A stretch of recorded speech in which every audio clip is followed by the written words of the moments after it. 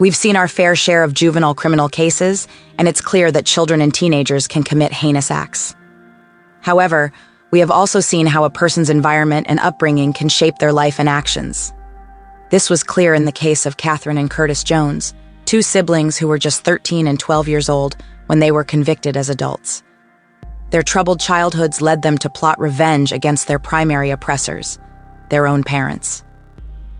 Today, we will delve into the untold story of the youngest convicted adult murderers in history, Catherine and Curtis Jones. We will uncover the harrowing experiences they endured and how it ultimately drove them towards a path of violence at such a young age.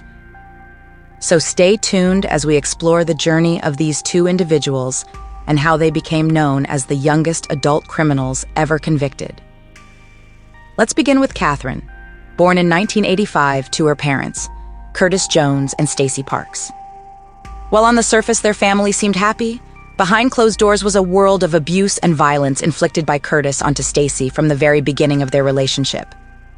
The abuse was so severe, one of Curtis's violent outbursts during Stacy's pregnancy ruptured her uterus and caused their first child, Catherine, to be born prematurely. A year later, on May 31, 1986, their second child, Curtis Fairchild Jones, arrived. Despite the hardships, the family appeared happy and content with each other's company. However, behind closed doors, Stacy continued to suffer physical abuse at the hands of Curtis. The children were probably aware of the situation too. Eventually, after enduring too much pain, Stacy left in 1989, unable to take her biracial children with her for fear of rejection from her own mother. Left in the care of their father, the once foursome became a trio, and the children had to adapt to their new reality. But they would soon shatter this temporary peace as danger loomed ahead for them in their own home. Years went by, and Stacy's children exhibited concerning behavior. What could have caused this shift between 1989 and 1994? One of Curtis's male relatives lived with them during that period. Most times this wouldn't be because of concern. After all, families often live together for financial reasons. However, what no one knew or acknowledged was this relative's dark past. They had convicted him of robbery and were a registered pedophile. And in 1993, just a year before suspicions arose, they had found him guilty of sexually abusing his previous girlfriend's 14-year-old daughter. Curtis only disclosed the abuse he had suffered at the hands of this relative in 1994, when Stacy's children visited her for the holidays. The truth had finally come to light, but it may have been too late for their family to escape the darkness that had enveloped them. As the only other male in the household, Curtis Jr. had to share a room with a relative who would become his abuser. But he wasn't the only one suffering. Catherine also endured the same pain, though it is unclear if she ever spoke up about it at the time. Despite reports and investigations, nothing seemed to change until young Curtis changed his story under compulsion or fear. This would prove to be a fatal mistake, setting off a series of tragic events that could have been prevented by just one person taking action. But instead, years went by with Curtis and Catherine enduring continued physical and sexual abuse, occasionally speaking out but ultimately being ignored by their parents and authorities. In 1996, another investigation was opened after Curtis sustained a bruised and swollen eye, but it seems like nothing came of it. And even as late as 1998, mere months before the murder, a third investigation began concerning Catherine. It's unclear how far this investigation went, but given the tragic outcome, it's safe to assume not far enough. 13-year-old Catherine had run away from home. The school teacher, concerned for her safety, reported suspicions of sexual abuse. An investigation was launched, but like the ones before it, it was quickly shut down. Catherine claimed to have told her father about the abuse, but he didn't believe her and took the side of the family member in question. Intimidated by her father, Catherine lied to the officials, and the investigations were stopped. Despite warning Curtis Sr. about the dangerous relative living with them, nothing was done. As trouble brewed within the Jones household, Curtis and Catherine continued to be abused, while their father and his girlfriend turned a blind eye. As siblings, Catherine and Curtis found solace in each other, especially in the sexual abuse they endured from a relative. While others turned a blind eye to their cries for help, Curtis believed Catherine because he too had experienced the horror. But for Catherine, the breaking point came when the abuser made a straightforward move while she was trying to take a shower. They left the traumatized young girl to sob in the corner as her abuser casually left 50 cents on the toilet seat. In her diary, Catherine wrote of wanting to kill everyone, including her father and his girlfriend who did nothing to protect them. Desperate to end their torment and prevent anyone else from suffering, Catherine and Curtis began plotting a way to eliminate their abuser and those who enabled him. On January the 6th, 1999, they put their plan into action as their father stepped out of the house and their abuser entered. The children were home alone with Nicole, not expecting her to return until later that evening. The two siblings had a plan: kill one person at a time, with no one else in the house to witness it.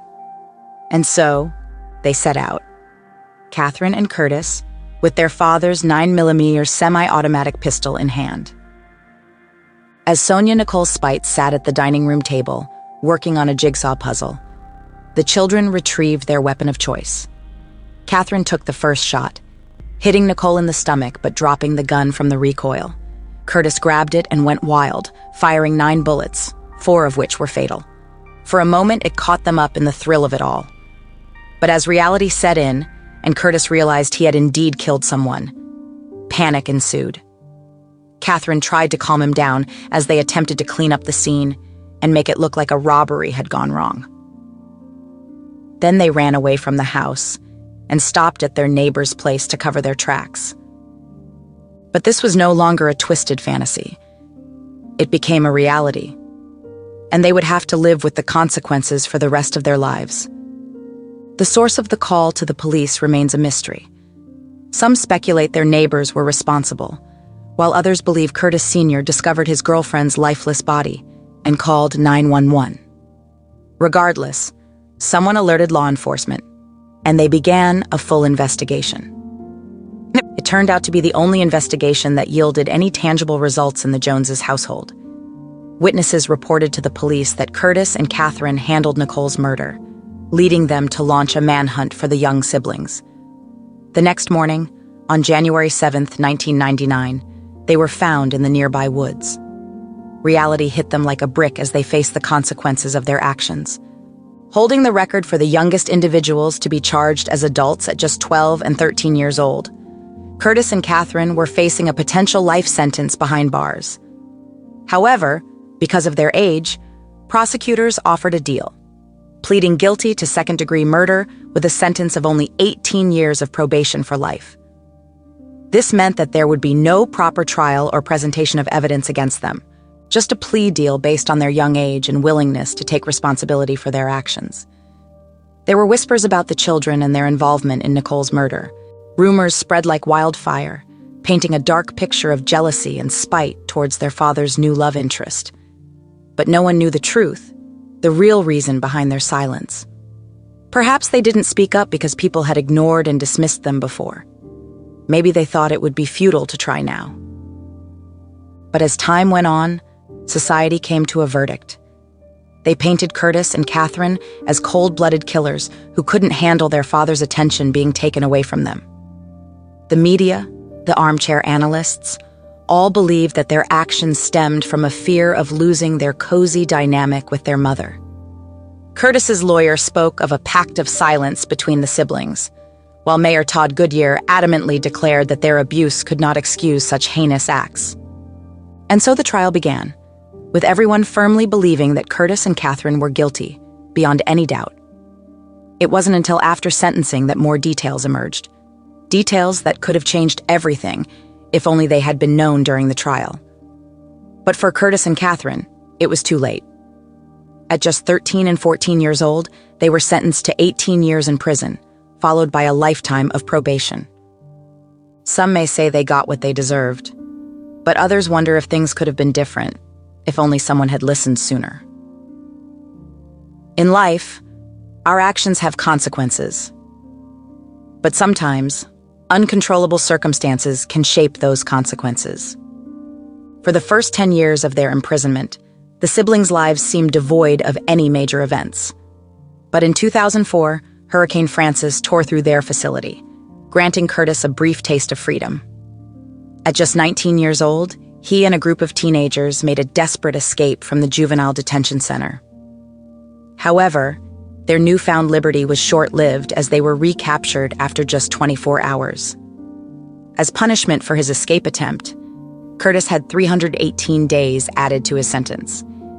It wasn't until 5 years later, in 2009, that the truth behind the murder surfaced.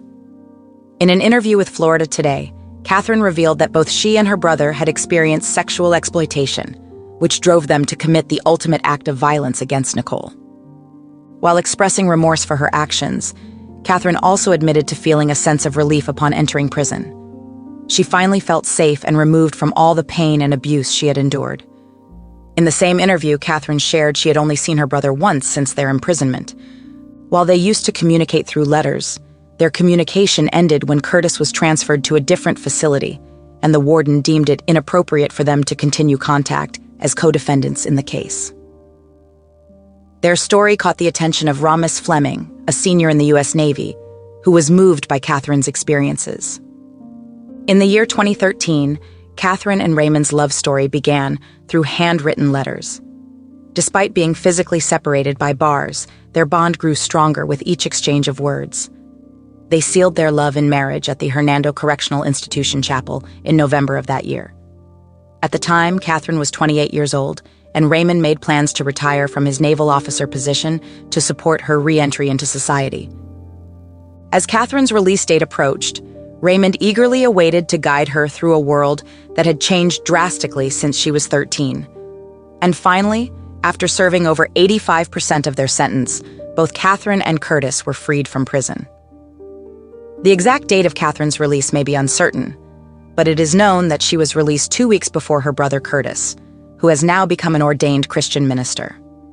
But for Catherine, life outside of prison proved to be difficult, as her marriage did not last.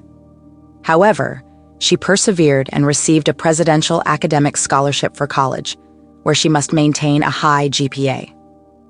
She also advocates for fair sentencing for young people, something that hits close to home for both her and Curtis.